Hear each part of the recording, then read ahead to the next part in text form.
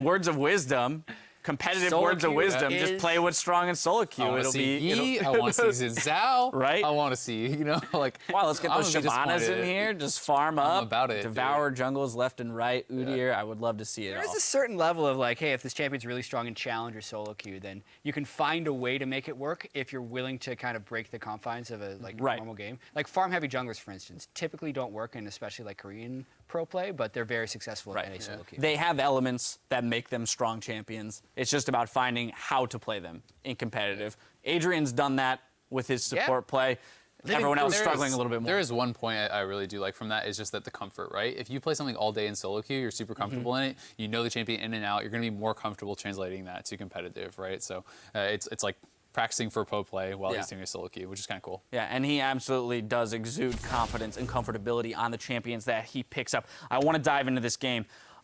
Another very strange game for us today. Immortals looking perhaps the sloppiest they've looked this whole season. Yep. And at the same time, though, it seemed as though Renegades were also, making mistakes left and right. They were gifted a few pretty early or sweet early advantages, and they weren't quite capitalizing on them the way they should.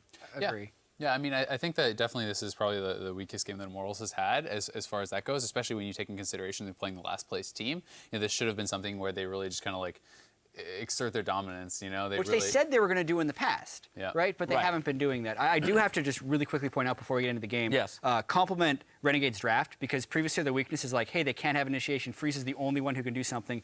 And they made damn sure that like the team was going to be able to fight. They could get fights, and they did find some fights throughout. Yep, Gragas, Malphite, Ori, no shortage of engage there. Now let's dive into the game. Let's talk a little bit, or point out a few of these early game mistakes by Immortals. I want to look particularly at the early TP by Huni down to the bot lane when Crumbzz invades the jungle. We have it here up on your screen. Walk me through this, because a fair number of things go incorrectly. Yeah. So we can roll the clip, and Crumbzz is coming in here. He's actually able to sneak the ward in as Reignover checking the bot. So this is like the dream situation for Crumbzz. This is really clever, and he's able to get there. Unfortunately, it ends up going pretty tragic as he does come around and isn't able to hit the body slam. Had he hit that, I think this could have gone really well for them.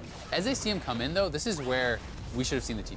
Yeah, and the TP should have been pretty much immediate if they're looking to collapse, not after Hakuho is there, because then Reignover is getting collapsed by Adrian, and they push super hard for this. He flashes to miss an E on Rumble, and all this, that's a level 3 top laner coming in. Yes, they force flashes, but they do not get kills, and just because they got invaded doesn't mean they had to over-invade. Like, Azale was saying while we're watching this game, like, how bad did they think Renegades was that was going to work? But what really hurt Renegades and made them not be able to capitalize is what RF does with this wave. Yeah, and I mean, this is, okay, you see him TP bot, you need to be pushing this wave. This is the advantage that he has been gifted. The fact that they went bot, weren't able to get anything from it. They even stopped Huni's back. As you can see, he still hasn't even started backing, and then they actually stop it again. RF is still not pushing the wave. He needs to be shoving this in, denying the CS to the turret, and getting his advantage top lane from this. As a top laner, when they go bot, you should be able to get a massive advantage from this and really start to move that in towards the rest of the game. And he just didn't get anything. And the worst part is he changed his mind halfway through. Like, even if he does freeze, at least the enemy minions kill some of his. But he started shoving it later, and even though Huni got his recall interrupted after the incredibly long overchase, he still caught a cannon and about 10 minions when he got back up there and just catapulted him ahead of the Malphite when there's no way that should have happened. Yeah, he equalized, if not grew a CS advantage by returning to already lane in a favorable matchup after that.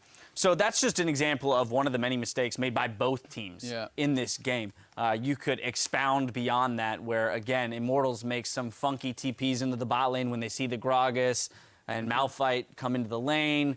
Renegades gets a kill. However, again, where do they invest that gold? We've got 3 early kills onto RF Legendary, and what happens? He buys 2 Spectre's cows. Yeah, I mean, this game was really kind of, even though he had the kills, it was kind of a mess for RF as far as just like, he just seemed really nervous and everything, not pushing it in top lane kind of threw away a lot of the advantage. Then he picks up first blood gold, and he doesn't decide to go for an aggressive build. You talked maybe he should have gone Abyssal or something like that, but I think once he went to Cal, he ends up getting a second Cal, so his first completed item is actually at 23 minutes when you're a 302 kill Malphite. He wasn't able to do really anything with the lead, and that delayed his CDR so much. He couldn't get an Iceborne Gauntlet, so he had no CDR, no mana, and it's just like everything just kind of went tragic off of the build and the macro decisions. Yeah, Renegade's their own worst enemy here. Because they had a composition and they caught Immortal sleeping. We talk about trap games, like they have Immortals has Liquid coming up tomorrow. They're probably thinking about this game, and they see a team on a 9-game losing streak. And even though they previously said they're going to go into every game 100%,